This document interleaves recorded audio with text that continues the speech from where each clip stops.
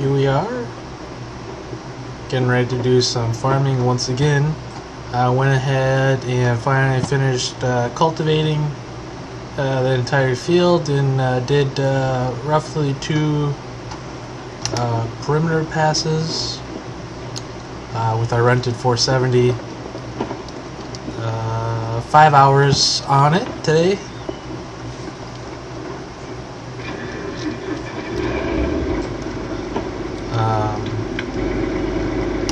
So we're hooked up to our 9-inch Shanky Colo.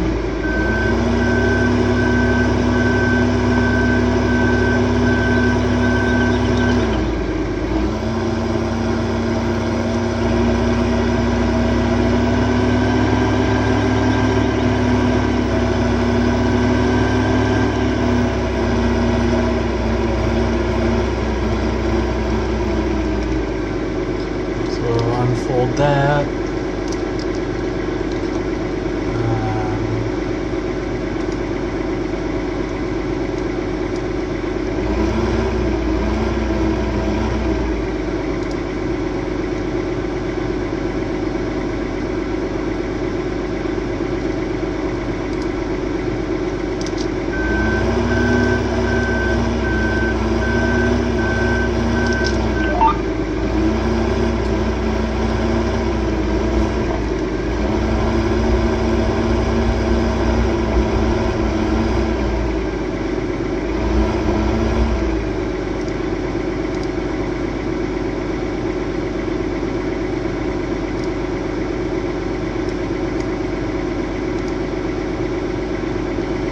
Say it's around 5.5. See how we're doing on the moisture here.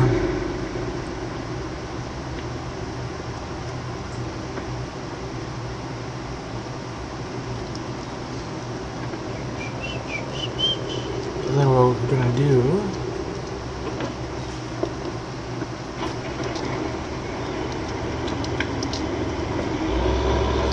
start this guy up.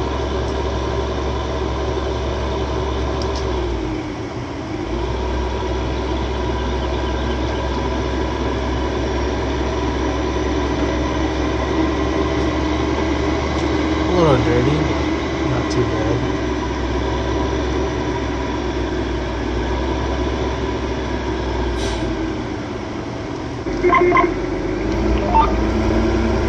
So I'll just expand this field a little bit.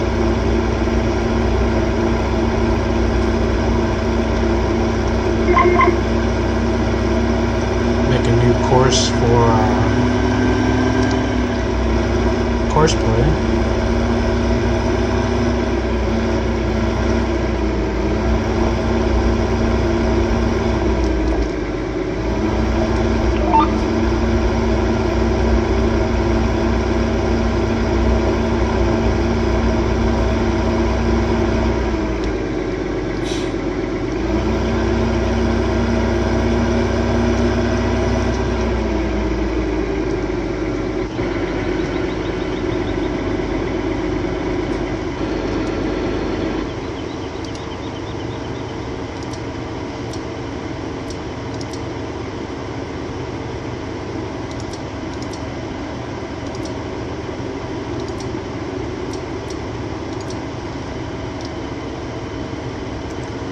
Start there.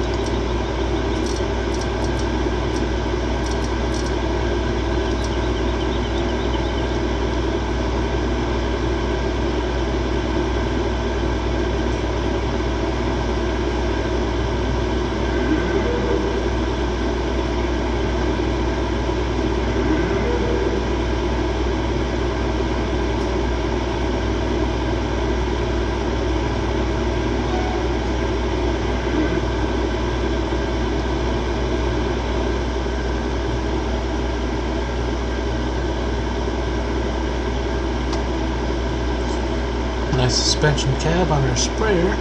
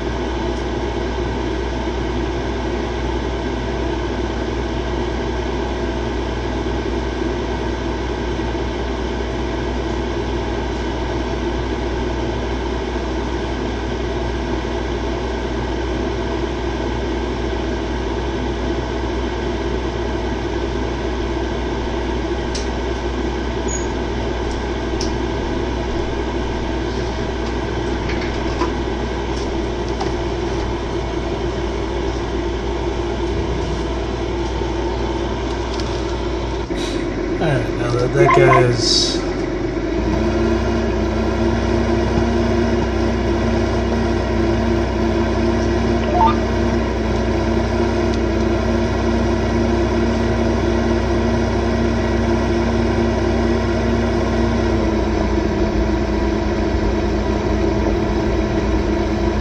get back to business.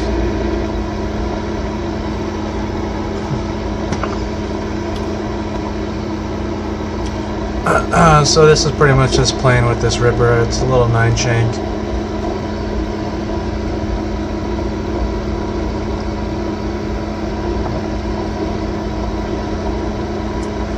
Nothing like the 26-foot 13, but makes the 340 work.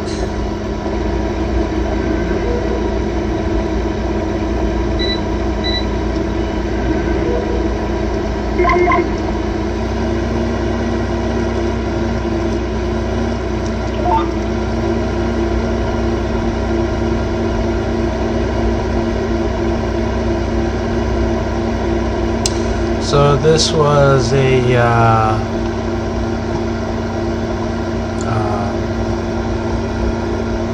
wheat field that we took the straw, baled it up for our cows.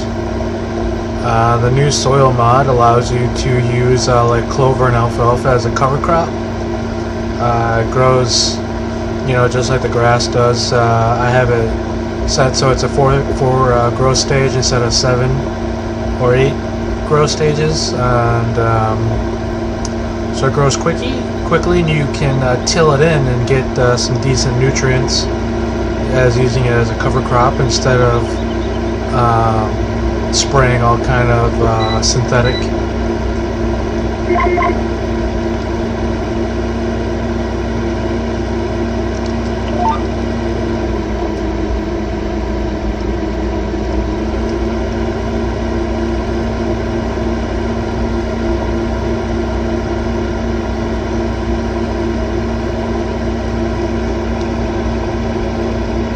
So I'll probably start playing around with that once I build the sea box drill.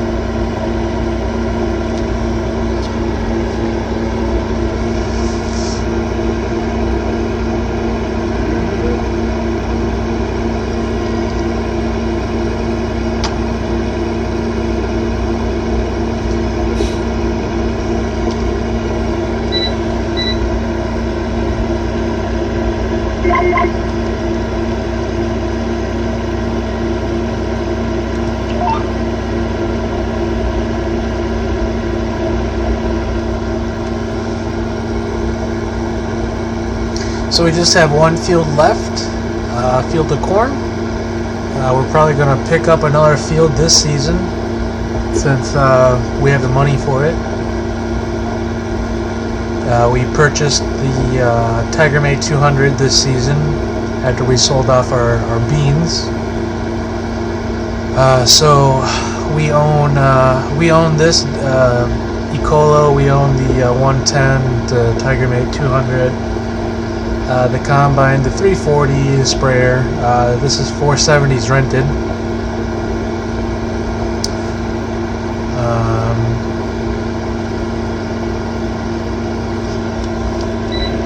Doesn't really make sense for us to buy a big tractor like this yet, although we need it. We can pretty much just rent it for a day. Since we own all the implements, it only costs us about $5,000 to rent this for a day, 24 hours, and we pretty much get all of our field work, our tillage done. So it's not that bad, and then it cost us I think it's around like $300 an hour for course play on hard difficulty or something like that. So overall, we could probably hire out all of our tillage, you know, and get it all done for around $10,000. So it's pretty affordable, especially when you do 200,000 in beans a season with great demand. Pretty decent profit. Been using that sprayer a lot. We've been putting a lot of hours on that sprayer, getting all these fields up to par. Spraying some herbicides. We can actually put lime through that. I realize you need like a dry box for limestone, but apparently you can put down a liquid application of lime.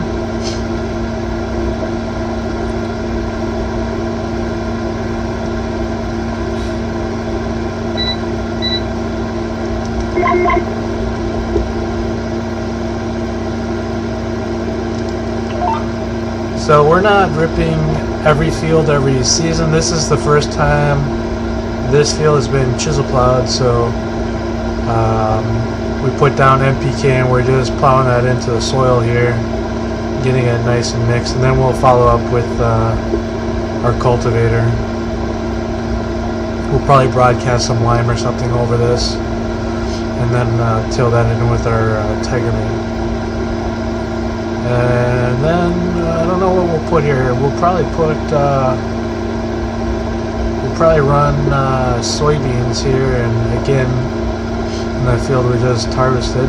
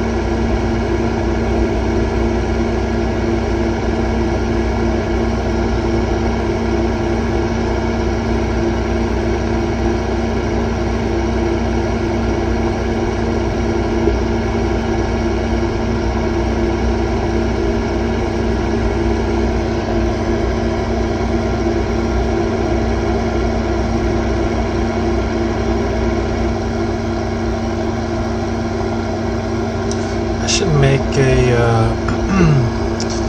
9460 RT. Run that for a little bit.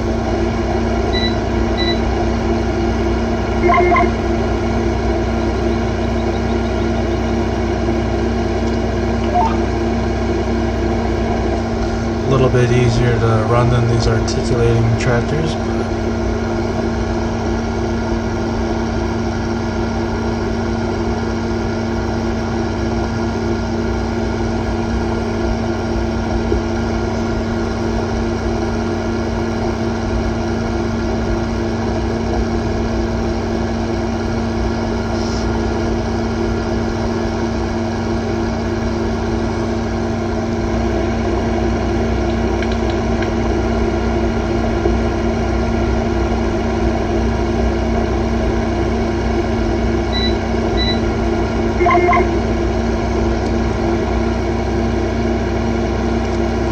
So I think a lot of farmers will be doing this pretty soon, if not already, running their chisel plows after corn and soybeans. Not really sure what kind of tillage people do after sugar beets or like potatoes or peanuts, but all I pretty much see back home is corn and soybeans. So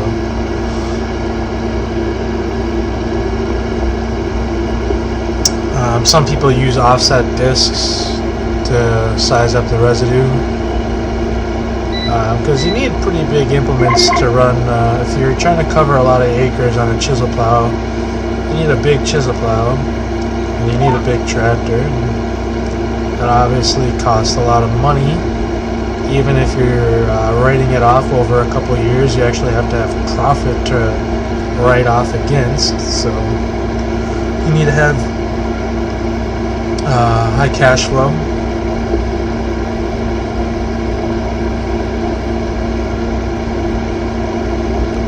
Because I mean, I imagine trying to chisel plow 10, 12 feet per pass would get old pretty fast, especially when you can be doing 26, 27 feet per pass.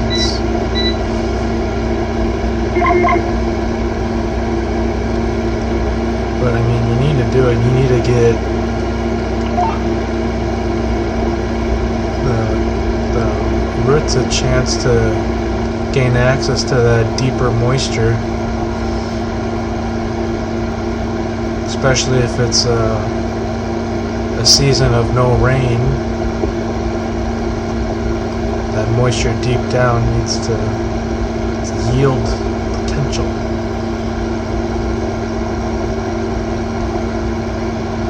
I was talking to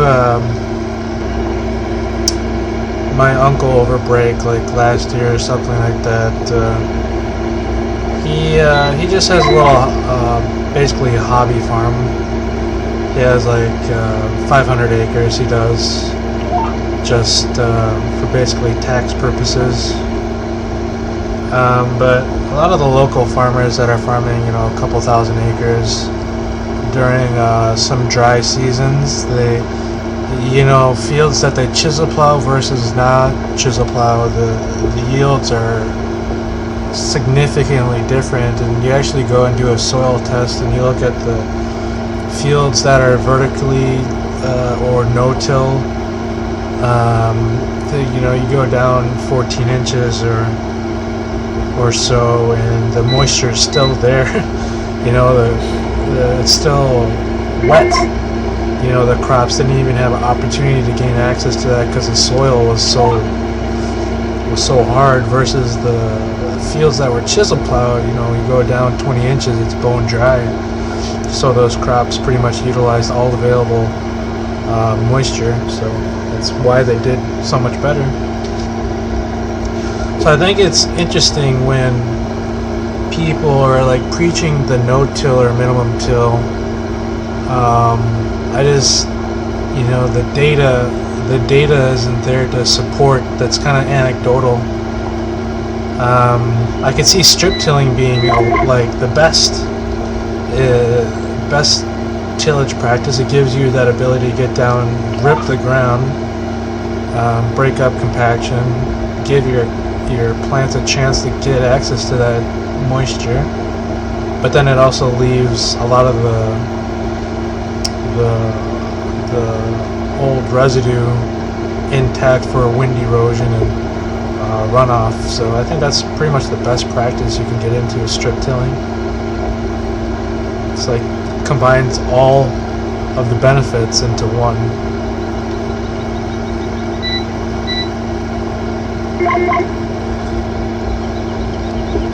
But back in Wisconsin and northern Wisconsin, Minnesota, they rely pretty heavily on the winter, the snow, to really break up their residue, and then they come back and just spruce it up for seedbed prep. And so far, the gambling has been paying off because we've been getting a lot of wet snow. 3-4 weeks of 14-inch plus snowfall, so saves a lot of money on tillage.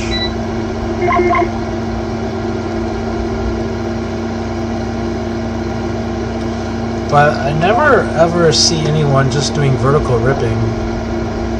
It's always like a chisel. They're doing a combination disc ripping like this, or it's like a cultivator offset disc, some kind of vertical tillage. But I never see anyone just running vertical rippers.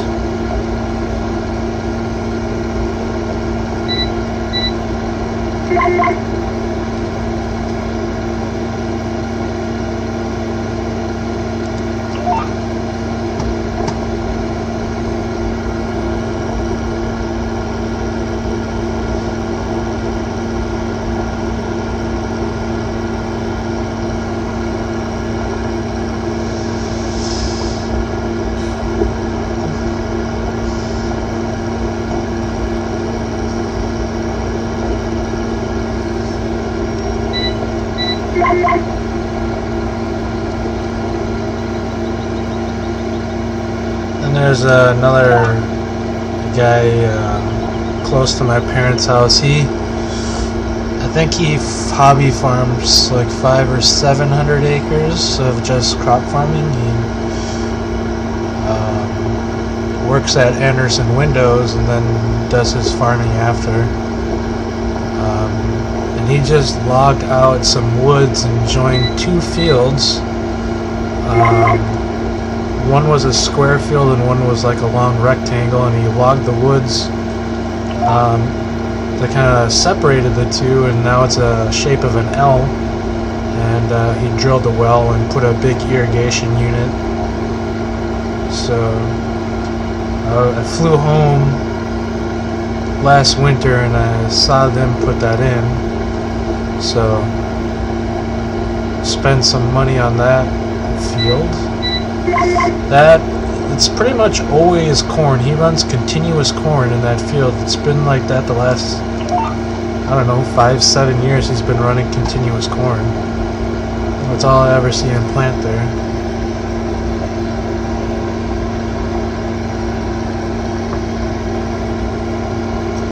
I don't know about any of his other fields. I don't drive around and look, but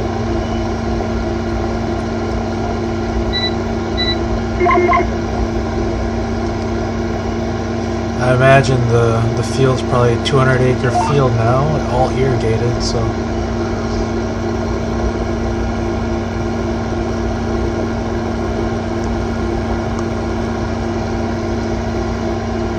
it's a really hilly field, a lot of hills in it.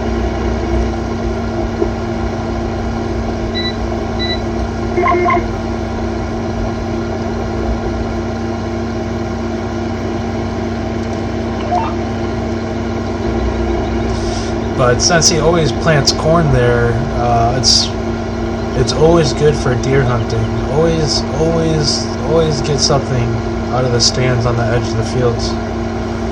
Bow hunting, gun hunting, always something.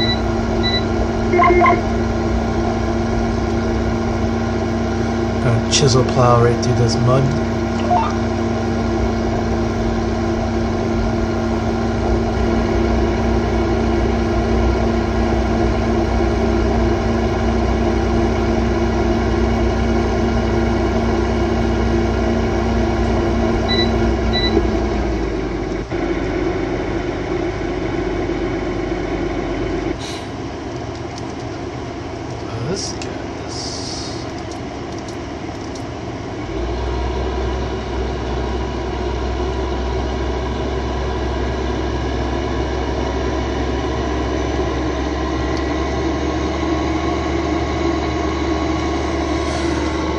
We should do like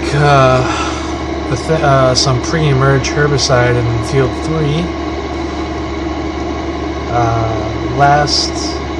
Last harvest we did it after the first growth stage, and it was already kind of like too late at that point.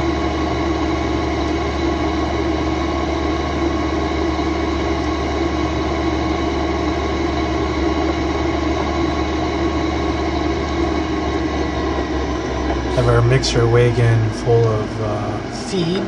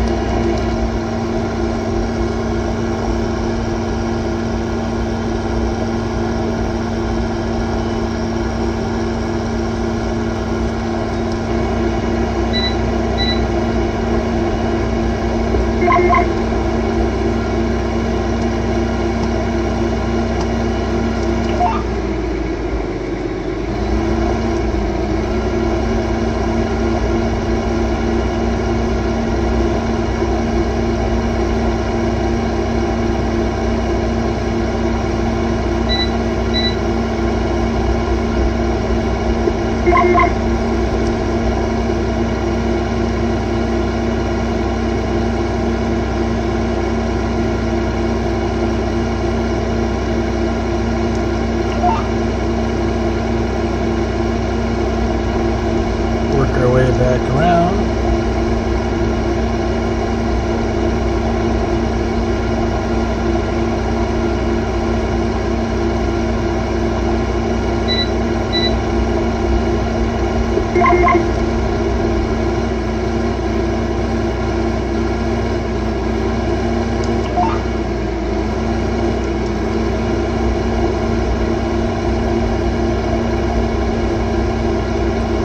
So not a very big field at all, but it produces. Managed to get a couple grain carts out of here. 3 or 4 grain carts of wheat.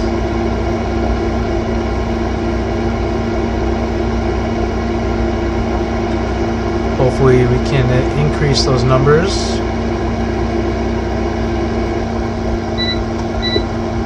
Managing our soil properly.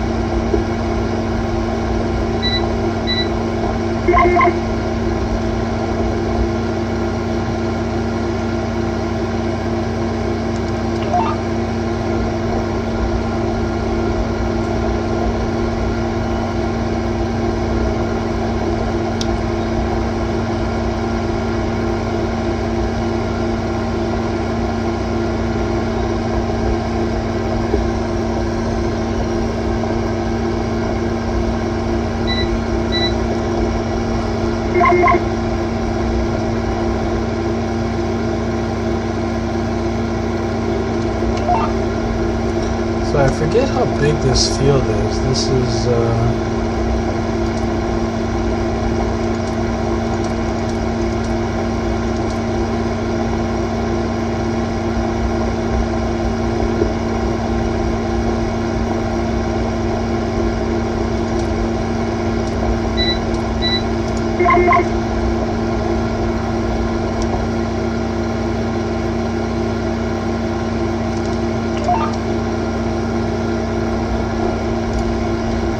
This is 8.28 hectares.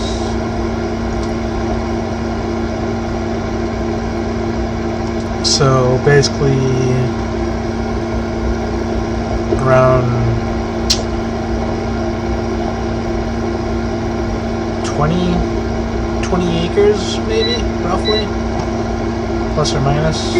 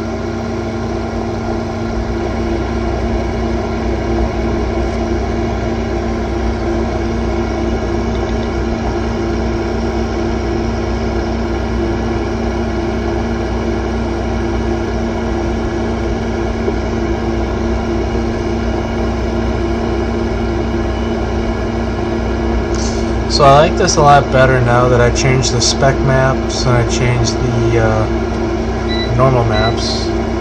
Looks a lot better than the in-game. Has more of a rich color scheme to the red and the black. Not that crazy high gloss, like someone took the wax and the buffer to it. So it almost looks pink in some cases, the in-game case equipment.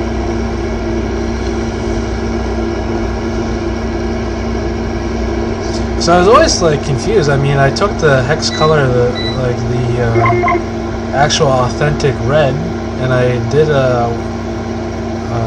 my AO burns at 100% lighting, and my equipment would always come out dark compared to the in-game case. And then, you know, I figured that, you know, it wasn't on my end, it had to have been the case, and of course it was the case, because you look at the diffuse color is correct.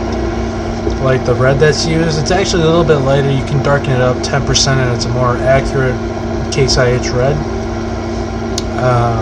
But it's the spec maps that were really throwing off the color, so I just redid the spec maps. And diffuse maps really weren't required to change, but I also redid the normal maps too while I was at it, and now it's pretty much authentic color. This looks a lot better. So I went ahead and I did that to the 340, the 230, and the combines, and so pretty much everything matches. I went and did my New Hollands as well. So it's a lot of work, but I think it's well worth it. Definitely stands out.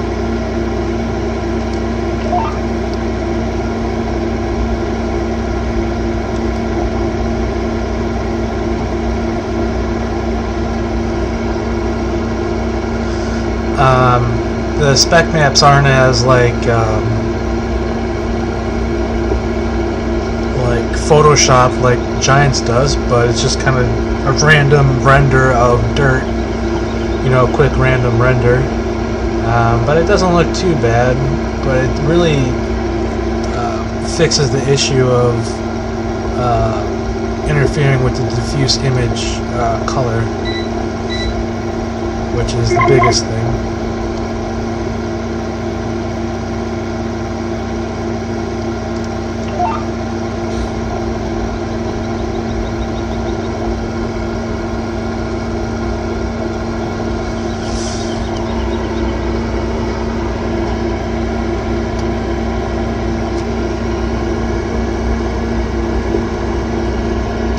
So instead of being extremely high gloss, I mean, this all has the cube maps, you know, for reflection. Everything has it. It only is applied when it's like really nice and clean. You know, otherwise that really high glossy finish goes away pretty quickly once it starts getting dirty.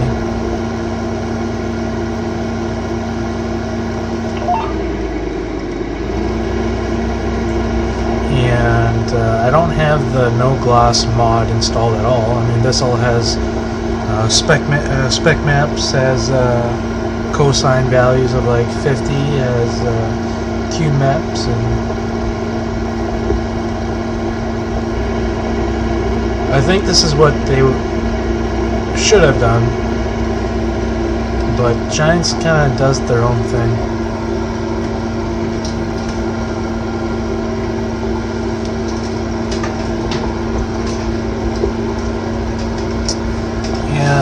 I was reading an interview,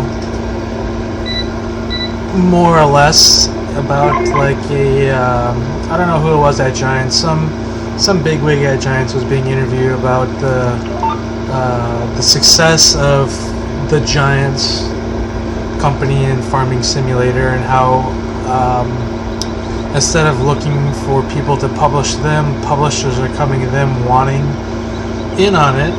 And he was talking about expanding to the American market and how it's like pretty much untapped and stuff like to that extent. But he was saying it's a hard sell to sell this game when on the left is, you know, some kind of like Call of Duty, Modern Warfare, or some kind of shooter game like that, and on the other side is some kind of like big game hunting, you know, shooting big grizzly bears and stuff. So he says it's a hard sell because no one's really interested in, you know, farming. But once you start playing, it is pretty addicting because it's very sandbox, you know, open world kind of like the whole Skyrim thing. You could pretty much go off on your own and do whatever.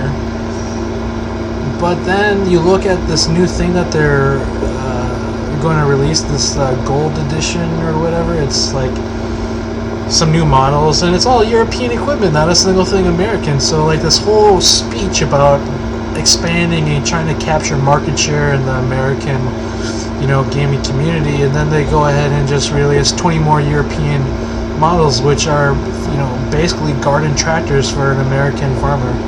You know, they're irrelevant. They're not built for any kind of American field work. There's no large implements, there's no large cultivators, no American planters, nothing. So basically what he was saying was total BS at the end of the day. You know, there's really no emphasis.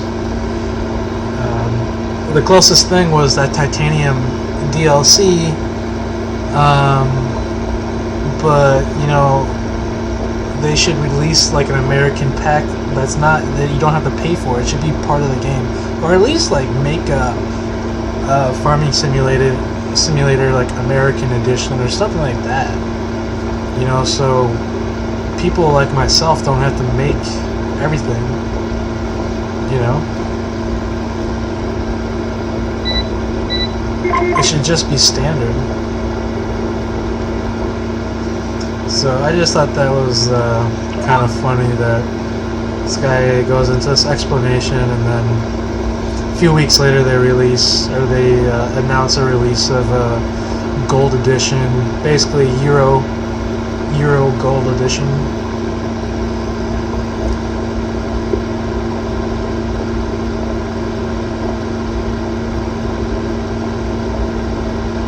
I mean, it doesn't affect me one bit, but it's just kind of ridiculous.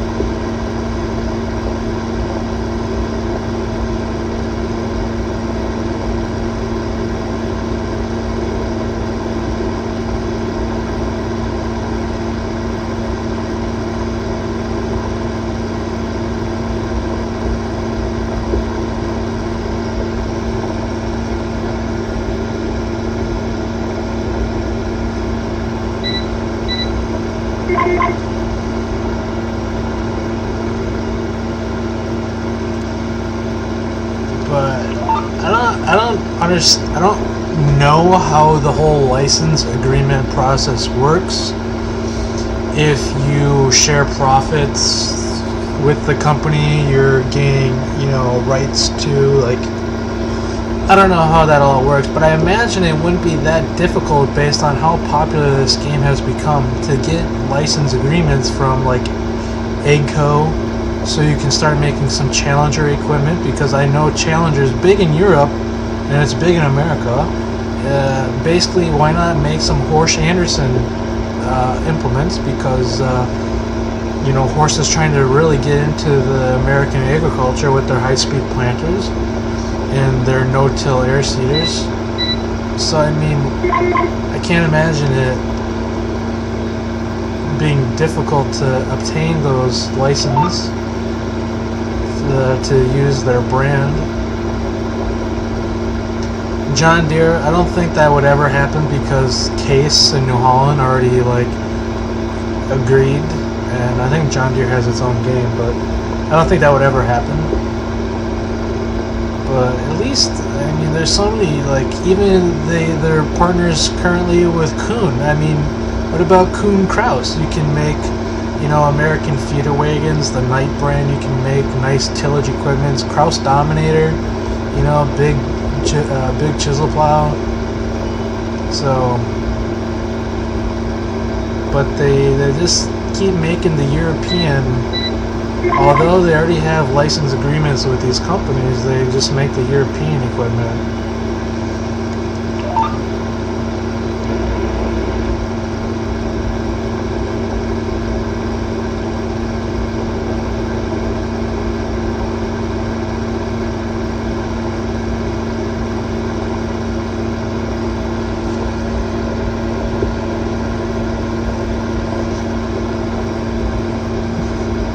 So much of what they make, or like the default equipment, is like 3 meters, 3 meter working width. You know, no one uses that kind of equipment.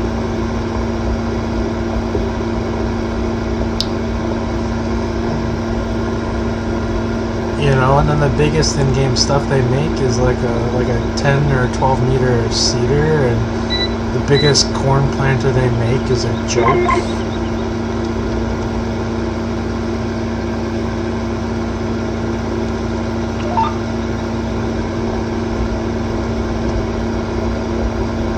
Suffice to say, there is an enormous room for improvement.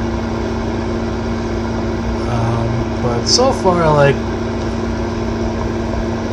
once they released all the updated patches and stuff like that, FS15 is, you know, overall a really great game. You know, it has its issues, but I mean, it's definitely like night and day. Improved over FS13. It'll be really interesting to see what they implement in the next version.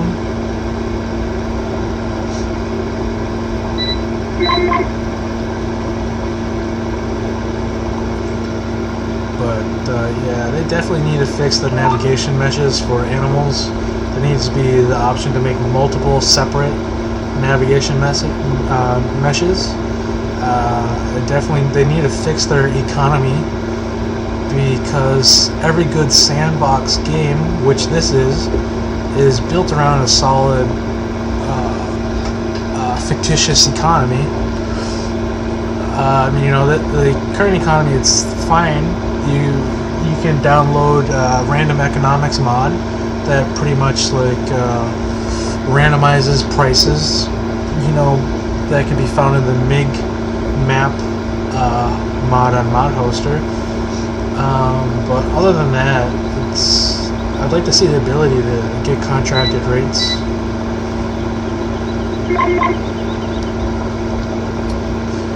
I want that milk truck back. And I want the old traffic spline back.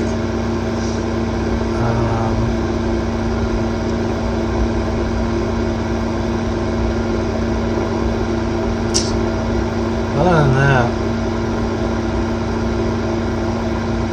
because it's the scripting. The scripting is, you know, I'm starting to learn how to write LUA files myself, but that's really what, you know, you can do anything you want if you know how to write great scripts. You know, the modeling and the texturing and the in-gaming, that's the easy part. It's writing the new scripts that are you know, completely functional and don't conflict. You know, and that only happens once you get the in-game scripts that Giants releases. It took them long enough to release it. I'm always impressed with these other scripters that are able to do it without looking at default scripts.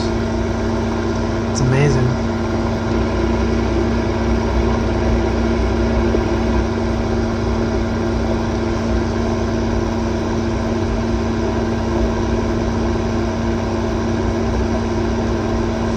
I'd also like to see Courseplay to be multiplayer compatible. I was looking on the GitHub, and there really hasn't been any work done on Courseplay for, you know, over half a year now. Which I mean, it works great, but it doesn't work in multiplayer. That would be amazing if it did.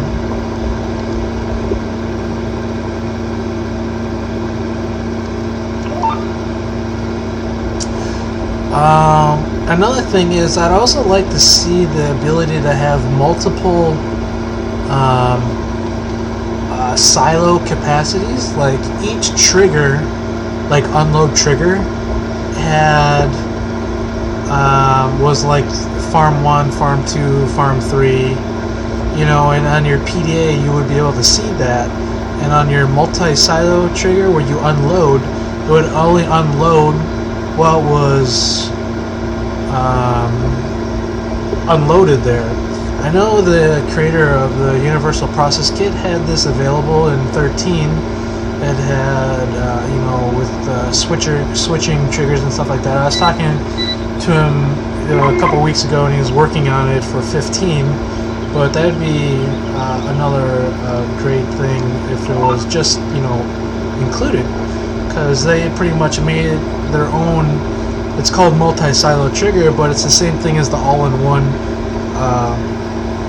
That was a extra source mod in 13, and that was pretty much included as standard.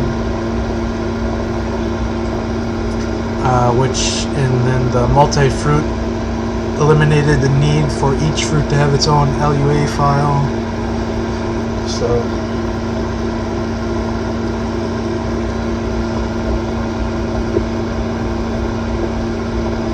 but I think they like to keep the basic game as standard and simple as possible, because when you're trying to overcomplicate things and then you're trying to figure out where the problem is, it's easier to keep it simple and then add to it later. And I think the community of scripters does a pretty good job of keeping up to date on their scripts and updating, you know, the authors updating and converting.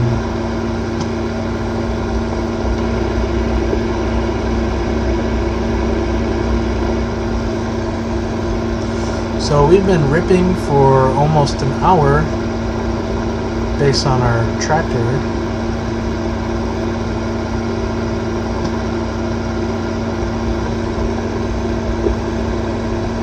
Six hours. We put 5 hours on field 3 on cultivation.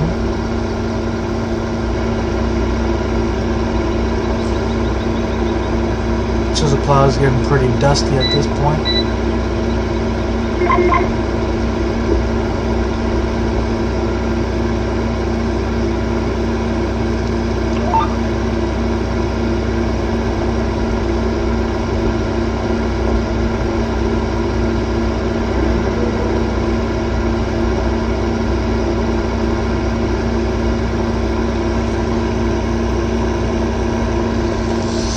Four more passes to go.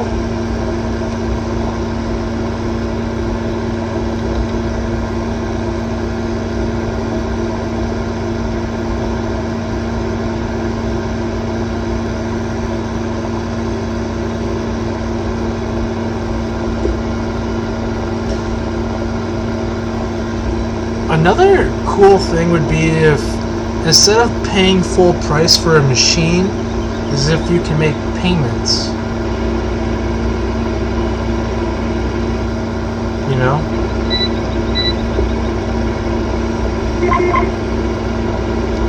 I mean, right now you just take out a massive loan and you buy all the equipment you need, but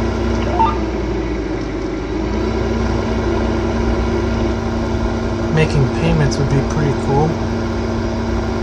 That finance mod gives you, it taxes you on your income, gives you an income tax and a property tax.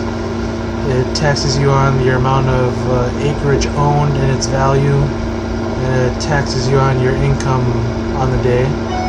So that's cool. I was really looking for something like that.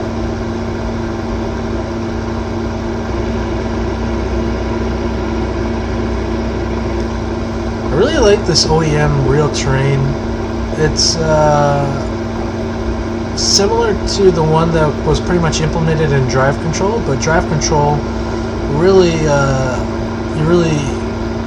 I don't think the physics were really written properly on that, because it really messed up your driving. It definitely engaged the steering more and stuff, but this makes all the wheels on the implements really work. And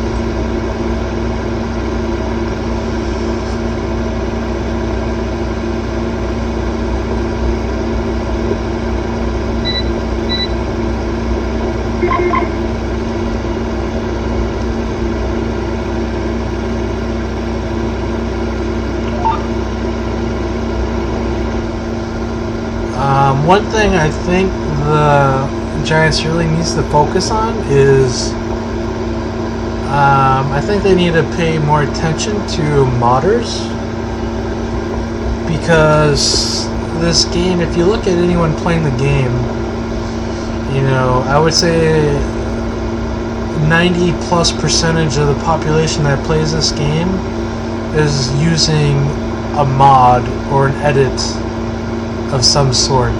I would say there's hardly anyone playing with just stock equipment. So I think they need to do something to actually protect the intellectual property of, say, someone that models textures in in-games,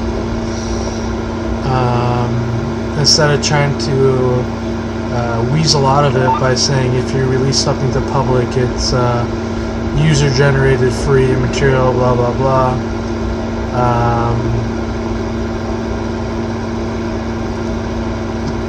But I think they need to give the option to somehow lock an i3D or lock an XML, because right now if you pretty much put a password or you encrypt the zipped file, the game can't read it.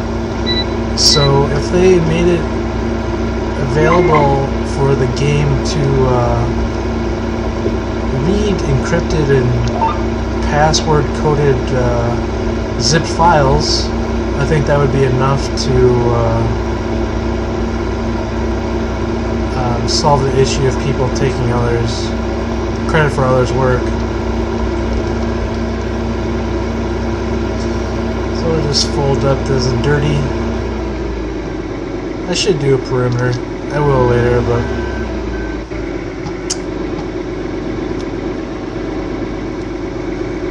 and that is how you chisel plow a wheat field. So thanks for watching and listening to me rant.